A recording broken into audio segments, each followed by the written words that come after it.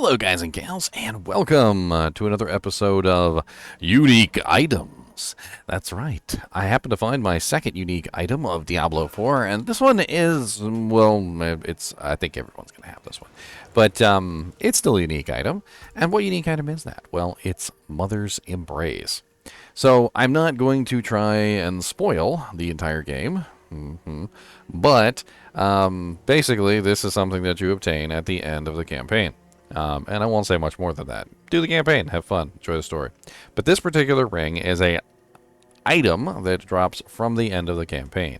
It has plus to all stats, which rolls between 6 and 10.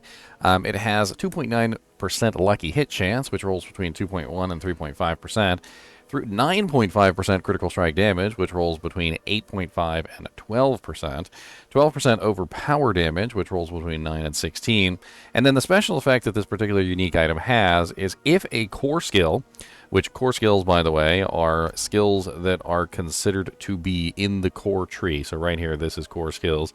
So basically, it's going to be Bone Spear, Blood Lance, for this particular character, by the way, Blood Surge, Blight, and Sever. So anything that's not a core skill is not going to count in this. A Corpse Explosion, for instance, wouldn't count in this. If a core skill, if a core skill hits 5 or more enemies, 20% of the resource cost is refunded. Now, this can roll between 20 to 40, and unfortunately, I got a pretty bad roll at 20%, which is literally the worst roll that you could possibly get. But basically, what this is going to do is it's going to allow you to spam your core skills more if you can hit more targets with those core skills.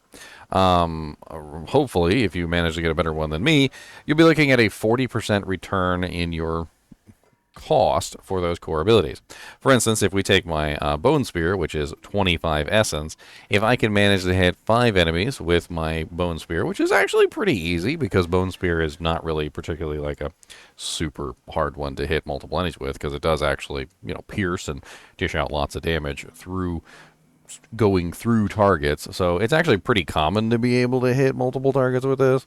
But basically, if we take our 25 and we subtract 80%, because I currently have the lowest one, which is 20%, we're looking at a refund of basically 5 for our 20%. And of course, for 40%, if we had the maximum, that would be 10.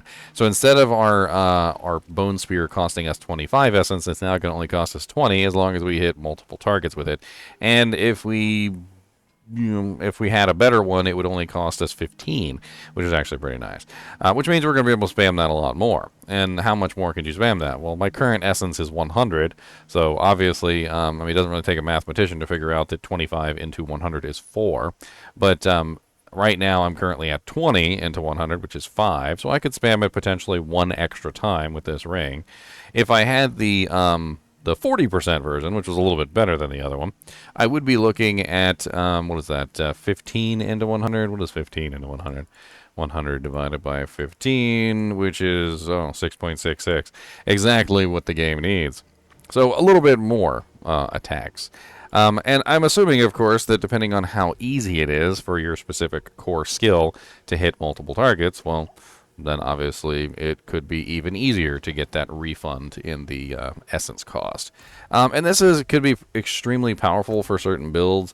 So depending on the ability, some abilities tend to have, like I said, an easier time hitting more targets than others. There are also some abilities that have a increase in damage depending on whether or not you have maximum essence when you fire the ability. Like, for instance, I'm pretty sure I have one of those right now, which is the Bone Spear one. I don't know if I actually do have that one. Here's the skills deal up to 16%, increased damage based on your available primary resource. When you cast, receiving the benefit requires you to have full maximum primary resource. There's a couple things like this. In the skill tree, there's also one that I have, which is... Your bone skills have 1.5% increased crit strike chance for each 10 essence you have upon cast. So things like this, which are going to be like designed around how much essence you have when you cast the ability, decreasing the amount of essence that it costs means that you're generally going to get more benefit out of it. And in fact, if you can find a way to almost completely negate the essence cost, you can essentially set up a build where you have basically full essence as you cast the ability, which means you're going to be able to get full benefit from things like the legendary power, which gives you damage bonus when you're at maximum resource.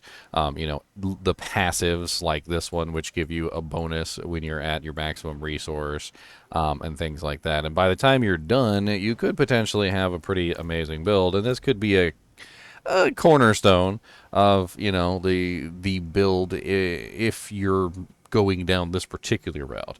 Like, for instance, I could totally imagine Whirlwind, which I think Whirlwind is a core skill, benefiting from this extremely well, because Whirlwind, of course, has the ability to hit multiple targets rather easily, and refunding 40% of its cost could definitely be nice.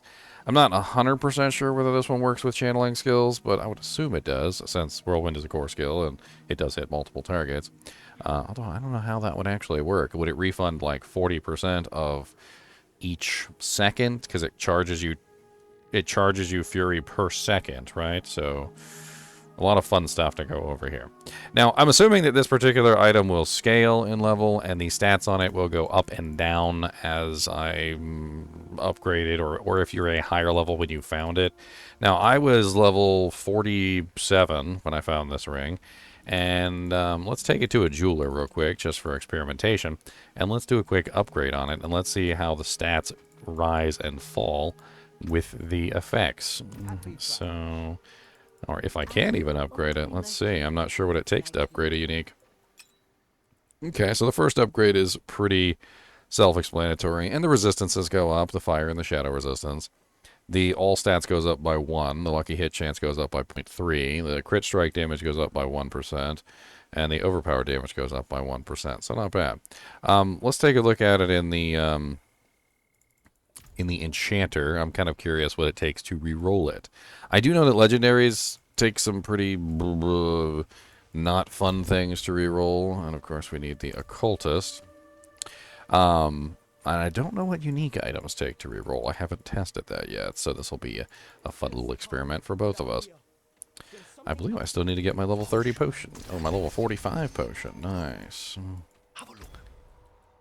Alright, so let's throw this in the enchantment tree. So it looks like we need the Fiend Rose. Oh no, that's the wrong ring. Unique items cannot be enchanted. Interesting. So you cannot reroll the effects on the unique ring. So it looks like all the unique effects are static. Interesting. So it says right here, enchant rare or legendary items. So we're not going to be able to do that. Alright, well, I can upgrade it. Let's do the upgrades real quick, and let's see what the maximum upgrade requires. I am interested, because I'm probably going to be using this ring for a while anyway, so why not? So the first one is just the iron chunks, the second one is the silver ore, the third one is the veiled crystals, and then the last one is something called an abstruse sigil, salvaged from and used to improve legendary jewelry. So definitely something that I don't have. It says it comes from legendary jewelry, so I'm assuming I'd have to deconstruct a piece of legendary jewelry to see if we could get one of those.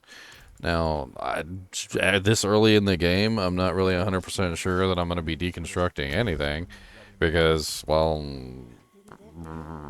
I need all of it to make my characters not be crap.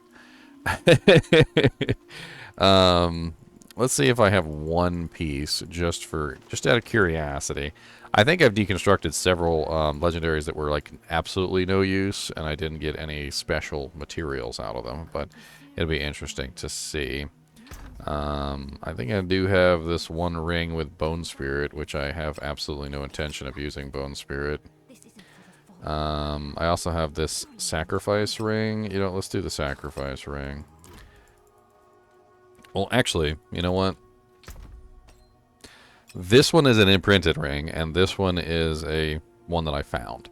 And I'm actually kind of curious if it makes a difference which one you deconstruct. Like, do you get would you not get it from the imprinted ring, for instance? So let's do the imprinted ring first, and if it doesn't give us it from the imprinted ring, then we'll go and we'll do one from the non-imprinted ring. So we need to salvage this, which we're going to do at the blacksmith, I believe.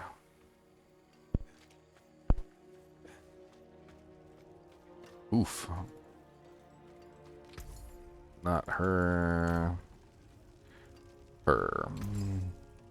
Alright, so we're going to deliberately salvage this one. And we got Veiled Crystal, Silver, or Iron Chunks. So not what we needed. Let's try the one that was not created, it was found. And there we go. We got our Abstruse Sigil. So it looks like it may have to be ones that are actually found as legendary items, not ones that are created with, you know, items. So let's see if we can upgrade this the final time to get our best doojank here. And that brings us up to tier 4. No, because we need 2 of them, not 1 of them. So we still need 1 more. I'll have to see if I can harvest that. But at its final form, with the 5 upgrade, 570 plus 20, we're looking at 25.9% fire resist, 25.9% shadow resist, 14 all stats, 4.9% lucky hit chance, 16.8 crit strike damage and 22.4 overpower damage. Not bad. Honestly, I'm probably going to be using it for a while because Bone Spear is just one of those abilities that can take advantage of it quite well because it does pierce through and it does hit multiple targets.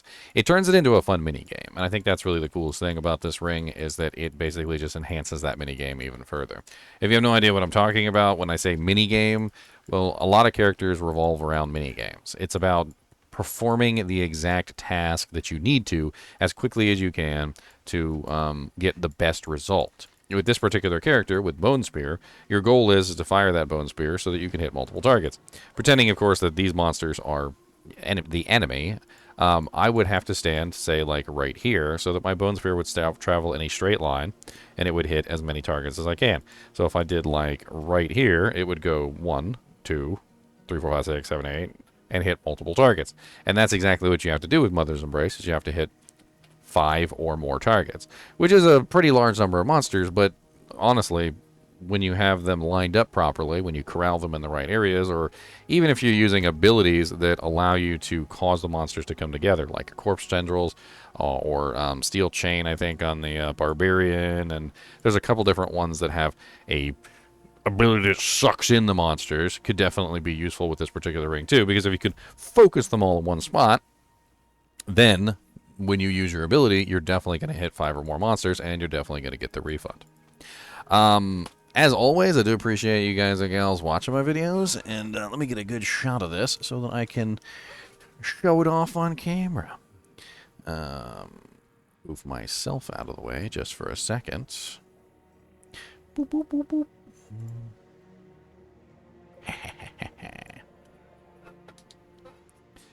That way I can see it real good. Anyway, as always, I do appreciate you guys and gals watching my videos, and keep watching.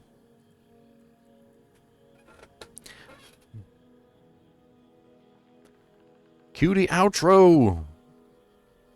Cue the outro! I've been having trouble playing my outro lately. I don't know what's wrong with my program. I'm definitely going to have to work on it. But,